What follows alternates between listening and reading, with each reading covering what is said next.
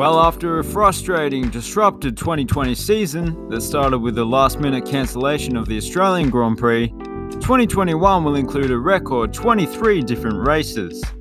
So here are the provisional 2021 Formula One venues.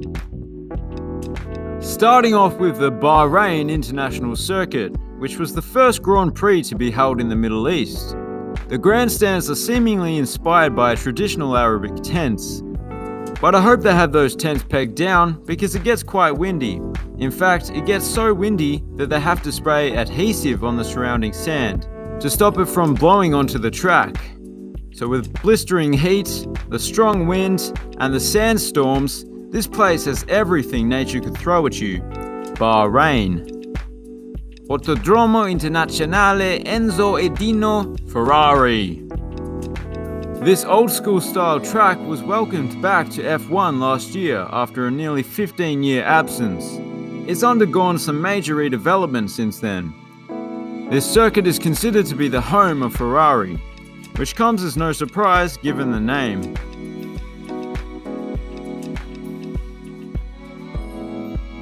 Nestled into the hills of rural Portugal is the Portimão circuit.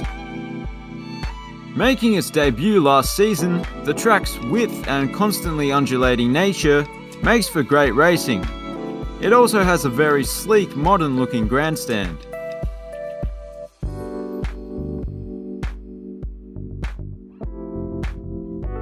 Circuit de Barcelona, Catalonia. This circuit is known for its unpredictable weather, specifically the wind due to its close proximity to the sea, as well as being a fast circuit with long straights. There's quite a large seating capacity and the main grandstand looks pretty good. Circuit de Monaco is presumably the world's most famous street circuit. It's certainly a sight for sore eyes, but it's also known for being one of the least exciting races due to it being very difficult to overtake. It also features the slowest corner in F1, where drivers slow to just 50 km per hour. Or in the old measurements, that's around 77 donkey tails per hectare. Baku City Circuit is a fast street circuit through a city of stark contrasts. The circuit passes through the medieval center of Baku, including an especially narrow section that runs right by a castle. Whether you like this track or not, you have to agree that's a pretty cool feature. A feature that Circuit Gilles Villeneuve doesn't have, unfortunately, but it's located on a man-made island in the middle of the Montreal River, which in itself is an interesting feature, I suppose. The Canadian Grand Prix usually makes for an exciting race. Crashes are quite common, and more importantly, it has the best poutine available of all the F1 venues. Circuit Paul Ricard is located on a plateau, making it very flat. It's well known for its elongated design, its very long Mistral straight, and the garish runoff areas made from an abrasive surface, which were chosen over gravel traps. If you're a multi-millionaire, there's a very conveniently located airstrip for your private jet, right next to the track. Red Bull Ring has one of the most spectacular backdrops, the Styrian Alps. The circuit is built on a fairly significant slant, so parts of the circuit have significant downward slopes or upward slopes. The grandstand looks pretty cool as well. It actually looks like a driver's helmet. I assume that was intentional. Silverstone Circuit, Britain's most iconic track and the venue that hosted the first ever official Formula One race. It's come a long way from when it was a World War II Royal Air Force bomber station. The main grandstand looks very modern, then you have these old school looking stands throughout the course. Combined with plentiful trees, makes for a very beautiful track. Hungaroring. It does kind of sound like the name of a corn-based snack food, but it's far from delicious for the drivers, due to its many twists and turns, as well as a bumpy and often dusty track due to the dry weather.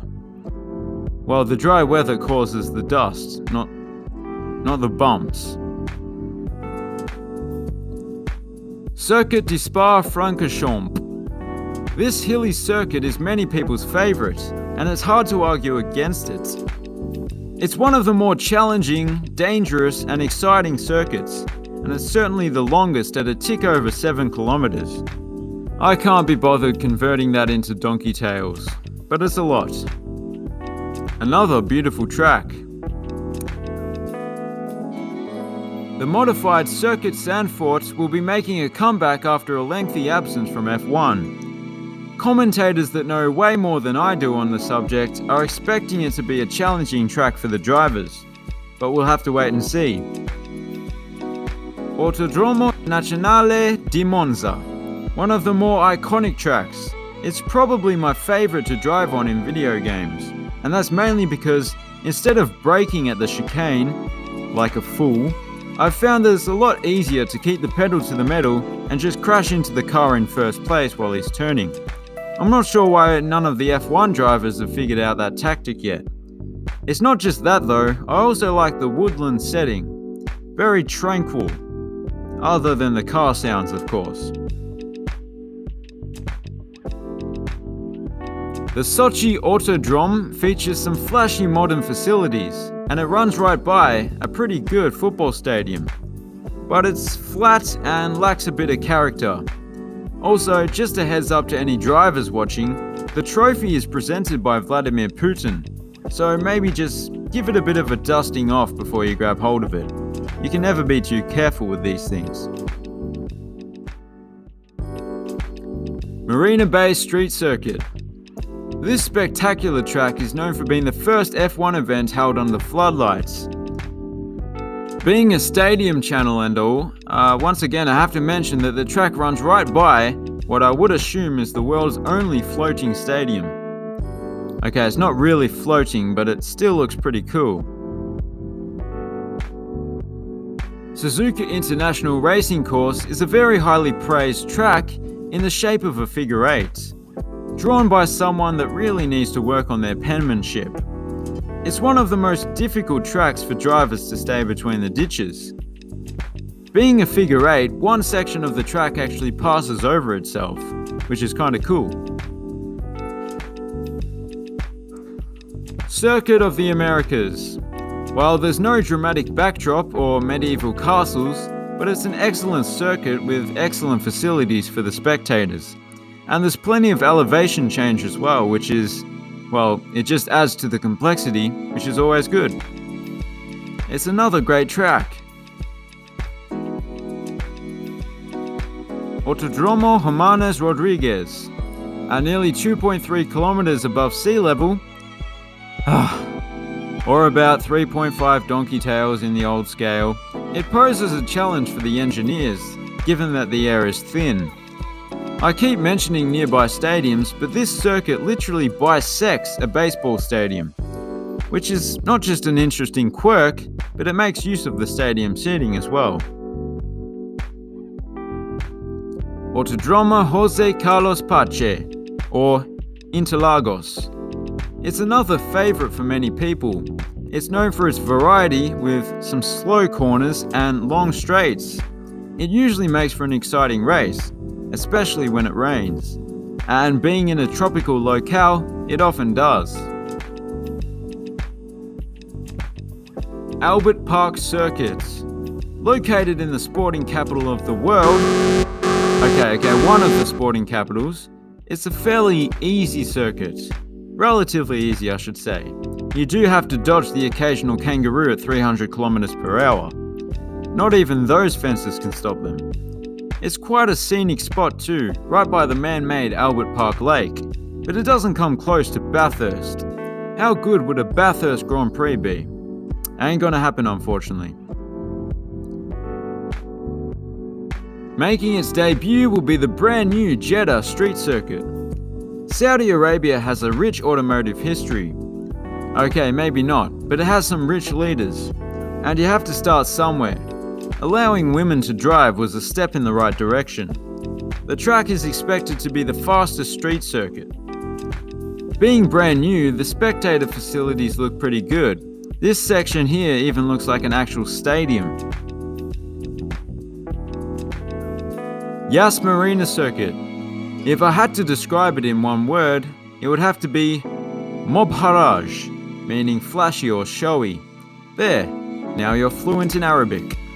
Just like Montreal, it too is located on an island, although I doubt there's any poutine available here. It's the only race that starts under sunlight and finishes under floodlights. The track has quite a variety of hairpins and straights, and the facilities for the spectators are fantastic. Also, even if the race ends up being a bit dull, Ferrari World is right nearby, so there's that. So there you have it. Those were the 2021 F1 venues. Like I said, it's only a provisional schedule, so it may change. If you enjoyed the video, please consider subscribing. Thanks for watching, have a good one.